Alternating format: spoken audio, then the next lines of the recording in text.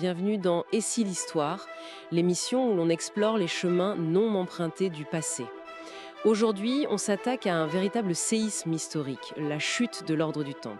C'est un de ces événements qui a littéralement aidé à forger l'idée même d'État moderne. Notre discussion va se faire en 3 temps. D'abord, on va essayer de mesurer la puissance réelle, la vraie puissance des Templiers face au roi Philippe le Bel en 1307. Ensuite, on plongera dans notre scénario alternatif. On va voir comment une simple fuite d'informations aurait pu tout changer et mener à une résistance armée, voire une guerre civile.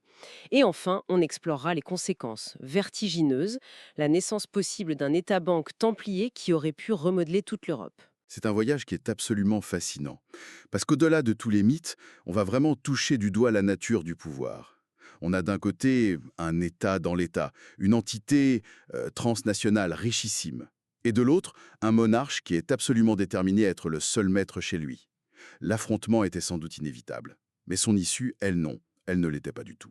Alors commençons par poser le décor. En 1307, l'image qu'on a souvent des Templiers, c'est un peu celle de moines soldats dépassés, dont la mission en Terre Sainte s'est terminée avec la chute de Saint Jean d'Acre en 1291.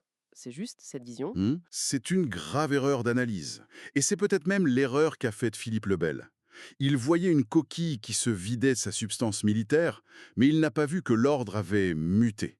En perdant sa mission première en Orient, il est devenu autre chose. Il est devenu la première banque multinationale d'Europe. Son réseau de milliers de commanderies, de l'Écosse à la Sicile, c'était la colonne vertébrale d'un système financier, incroyablement moderne. Quand vous parlez de système financier, c'est-à-dire, de quoi parle-t-on concrètement? On est loin de nos banques actuelles, j'imagine. Et pourtant, le principe est étonnamment proche. Ils avaient perfectionné le système de la lettre de change.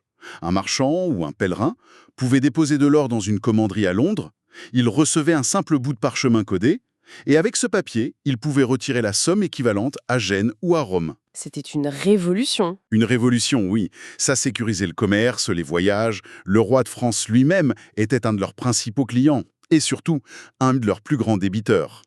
Le siège de l'ordre à Paris, l'enclos du Temple, servait de facto de trésor royal. Donc, si je comprends bien, c'est l'ancêtre du virement bancaire. Ou du chèque de voyage. On pouvait traverser l'Europe sans transporter des coffres pleins d'or, au risque de se faire attaquer. C'est exactement ça. Une innovation qui leur a donné une puissance économique phénoménale. Mais il ne faut jamais, jamais oublier l'autre facette de leur pouvoir. Attendez, on parle d'une banque, mais il y avait toujours les chevaliers. Est-ce que cette puissance financière était protégée? Chaque commanderie était aussi une forteresse. C'est le point fondamental. Chaque commanderie, c'était une ferme, une banque, oui, mais aussi une caserne potentielle. L'ordre disposait d'une armée permanente de professionnels. Des chevaliers, des sergents, des écuyers. Leur discipline et leur entraînement dépassaient de loin ceux des armées féodales qui étaient levées pour de courtes campagnes. Cette double nature, financière et militaire, les rendait uniques. C'est ce qui explique cette expression « un État dans l'État ». Précisément. Ils ne répondaient qu'à une seule autorité sur Terre, le pape. Ils étaient exempts d'impôts royaux, leurs biens étaient considérés comme inviolables. Imaginez une multinationale aujourd'hui qui aurait sa propre armée, qui ne paierait pas d'impôts et ne répondrait qu'à l'ONU. Impensable. Voilà, cette indépendance farouche les rendait à la fois incroyablement puissants et absolument intolérables pour un roi comme Philippe IV. Parlons de lui justement. Philippe le Bel, le roi de fer.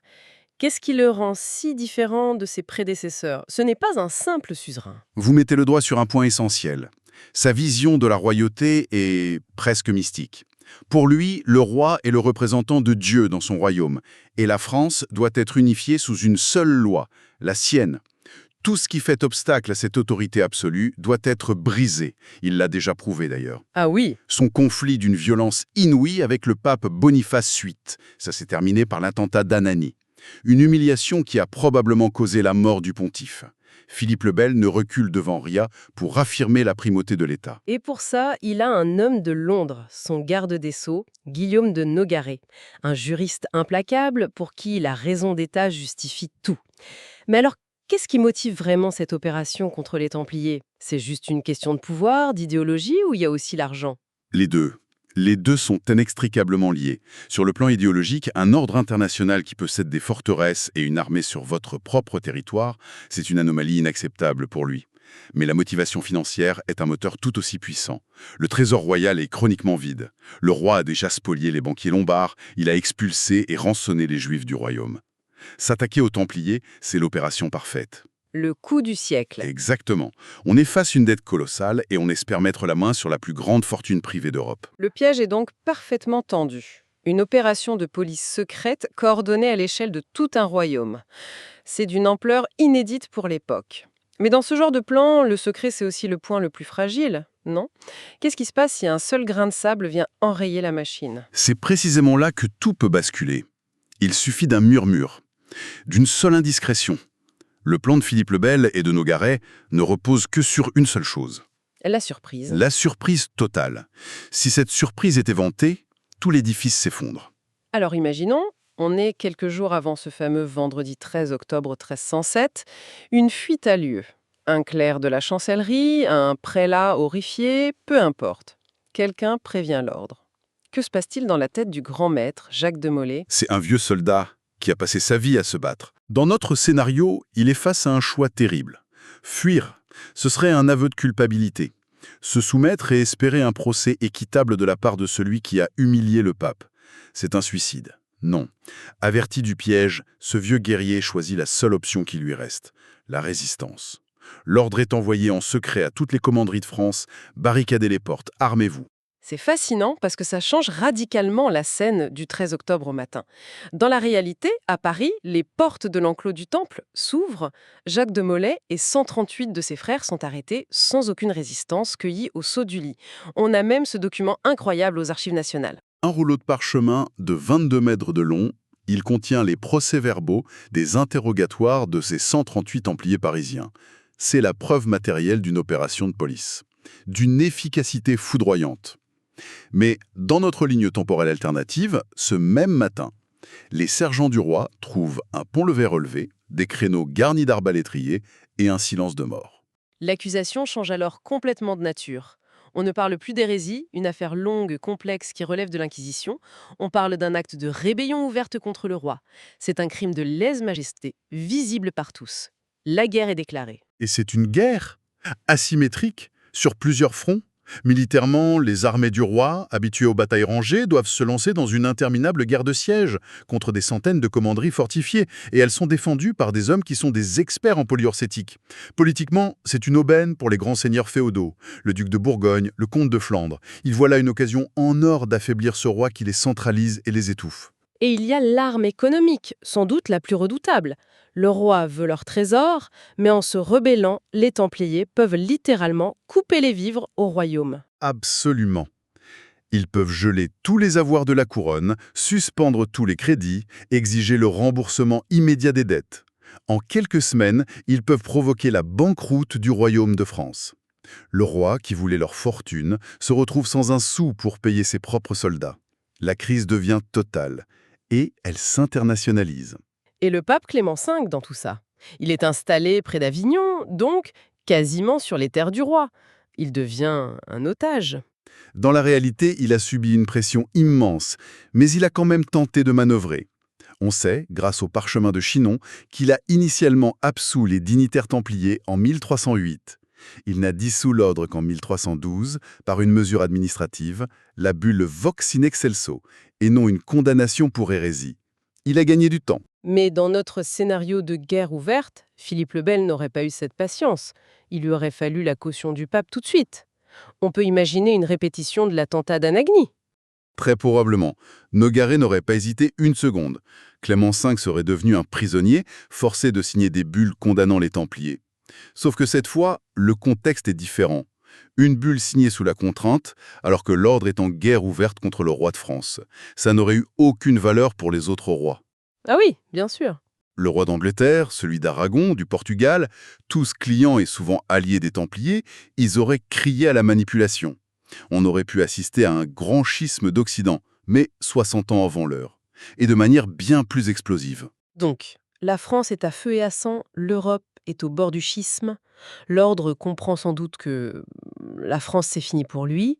Quelle est la prochaine étape pour survivre? La survie passe par la création d'un État souverain. L'idée n'est pas si folle. Historiquement, c'est exactement ce que font leurs rivaux, les Hospitaliers. Ils conquièrent l'île de Rhodes entre 1306 et 1310 pour en faire leur base. Les Templiers, poussés par l'urgence, auraient pu faire de même, et peut-être plus vite. On peut imaginer un exode massif, l'évacuation des hommes, du trésor, depuis leur port de l'Atlantique, comme La Rochelle. Un État templier? Ce n'est plus juste une organisation, c'est une nation. Et j'imagine que son économie ne reposerait pas sur la culture de l'olivier. En effet, cette État-banque, qu'on pourrait appeler la Banque de la Croix, serait la suite logique de leur évolution. Pensez aux grands banquiers de l'époque, les Bardi, les Peruzzi à Florence. Leur faiblesse, c'était d'être des sujets, à la merci des rois. Que le roi Édouard III d'Angleterre a fait défaut sur sa dette, il les a ruinés. Un État-banque templier, lui, aurait eu des avantages concurrentiels écrasants. Lesquels, par exemple? Premièrement, la souveraineté. Un roi ne peut pas saisir vos biens sans vous déclarer la guerre. Deuxièmement, une armée et une flotte privée pour protéger ses actifs. Chaque lettre de change est garantie par la pointe de l'épée. Et troisièmement, un réseau de succursales déjà en place dans toute l'Europe. Le centre de gravité de la haute finance européenne se serait déplacé. Exactement. De l'Italie vers cet État-forteresse en Méditerranée. C'est vertigineux quand on y pense. Les conséquences à long terme sont folles. Cette banque aurait pu financer la Renaissance, mais peut-être avec une esthétique plus martiale, plus religieuse. Ou les grandes explorations. On peut même pousser la spéculation plus loin. Un Christophe Colomb n'aurait pas eu à supplier la reine d'Espagne. Il aurait présenté un plan d'affaires au conseil d'administration de l'ordre. J'imagine la réunion. Alors, monsieur Colomb, votre plan, c'est de naviguer vers l'ouest pour trouver l'est. Montrez-nous votre business plan. Ça change un peu la perspective. C'est une image amusante, mais qui reflète une réalité profonde. Le contrat aurait probablement inclus une clause pour établir une commanderie dès le débarquement. L'Amérique aurait pu naître sous administration templière. Mais la conséquence la plus profonde de cet échec de Philippe le Bel, elle aurait été politique. Et elle se serait jouée en France même. Rien, pas même une puissance transnationale bénie par le pape, ne pouvait lui résister. Il a jeté les bases de l'État centralisé que Louis XIV incarnera à la perfection 4 siècles plus tard. Et dans notre scénario, c'est tout l'inverse. L'échec du roi, sa guerre civile coûteuse, tout ça l'aurait durablement affaibli. Les grands seigneurs féodaux auraient regagné du pouvoir. La France ne serait pas devenue ce royaume unifié, mais serait peut-être restée une mosaïque de fiefs puissants, un peu comme le Saint-Empire romain germanique. L'idée même d'État-nation tout-puissant aurait pu mourir dans l'œuf. Ce qui aurait changé toute l'histoire de l'Europe. Sans le modèle français de centralisation, l'évolution vers de grands États-nations n'aurait pas semblé inévitable. Le continent aurait pu conserver une structure de pouvoir plus diversifiée, où des royaumes coexisteraient avec des cités-États, des ligues de marchands et des entités transnationales comme notre ordre du Temple.